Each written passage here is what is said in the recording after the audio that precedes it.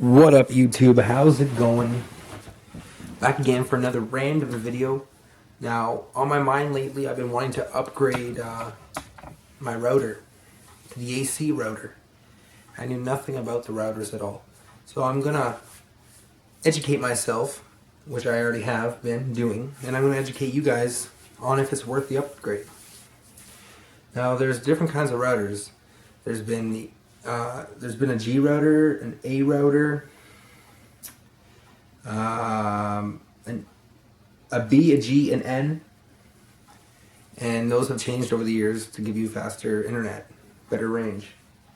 Now they have the AC routers, which are 3 times quicker than the old, latest technology N routers, and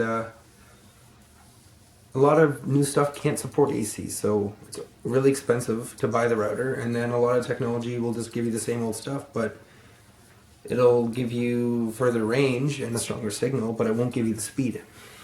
So I'm going to read you guys a short little thing from USA Today, and it plainly states everything I've wanted to know, and I would like to inform you guys if it is worth it to upgrade your router. Now, I have an Xbox One, I have a PS4, I have the new MacBook Pro, I got smart TVs, I got tablets, phones, everything running off one thing. So, if your stuff's always crashing, you're playing Xbox Live or something, you know, this video might be good for you. So here's one quick little thing I'd like to share. Fortunately, today's networks are much easier to set up thanks to wireless networks. No one likes running cables all over the house. Of course not. And for you youngins that are watching this, back when I was young, so I'm 25, so back in like the late 90s, everything used to be plugged in. Now, to this day, a wired connection will always be the best connection, but now Wi-Fi and Bluetooth have started to take over that, and they're trying to prove by updating all their stuff all the time, their firmware, whatever, to give it better, to make it better than the wired connection. Despite the convenience, wireless networks have drawbacks. For example, speed and range can vary widely. Thankfully, these both improve with every generation of Wi-Fi. So every few years, they upgrade. The latest 802.11ac standard is no exception. Manufacturers boost speeds more than 3 times in previous Wi-Fi generations, so that's pretty good. To get that speed, you'll need to buy a new router, of course, so the big question is if it's worth it. I'm pretty much reading word for word here, so I'm not taking anything out of my own contacts, switching it around. For those not up to the jumble of letters and numbers, let's explain. Okay, the designation 802.11 is the Institute of Electronical and Electronics Engineering standard for Wi-Fi, blah, blah, blah. The letter following 802.11 indicates the version of the standard. Up until this point, consumer routers have been either B, 802.11g, 802.11n. I have an N router, which is pretty much the best you're going to get for 2012 technology, 2013 technology, and under. But don't confuse that with the 802.11ac routers. For each new Wi-Fi standard, speed and range increase, plus there are new encryption methods for security, new frequencies, and other complex behind-the-scenes technology. Now there are more than 26 Wi-Fi revisions. We're into the double letters. That makes the newest consumer version 802.11ac, or wireless AC, or AC, however else companies want to choose to brand it.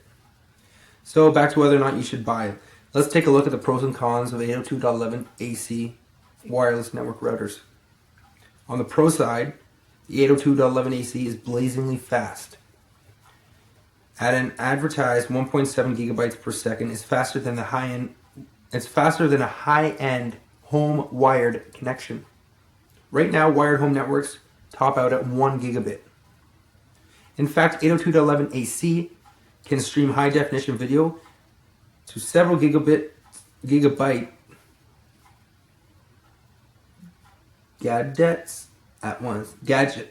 Oh, they typo there. Gadgets at once.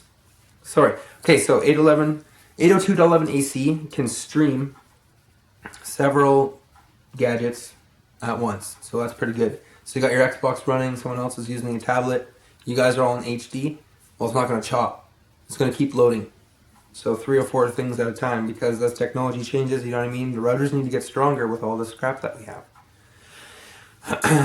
As for the range goes, solid range is hard to come by. It really depends on your home router placement and other factors. My router, right here in the living room right beside me, 2-story place. I can go 20 feet outside all around. Good enough for me. Still, you should use a more solid connection other than Wi-Fi standards. You should still see a solid connection. Unfortunately, that's about it for the pro side. The cons are going to take a bit longer.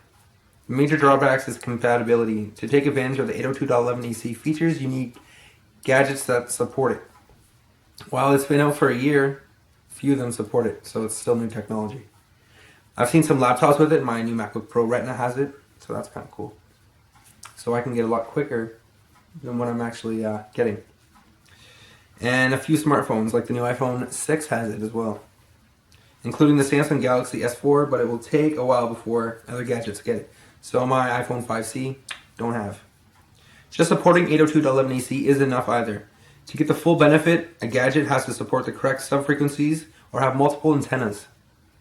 Lower cost models probably won't have them. I don't have an antenna, so my range is kind of limited.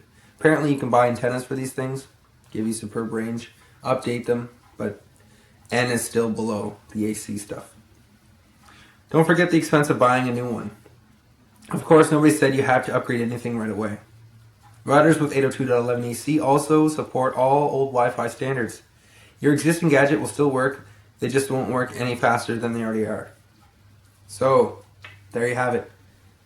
PS4 and all that shit doesn't support AC, so you're pretty much just getting signal there, you're not really getting speed.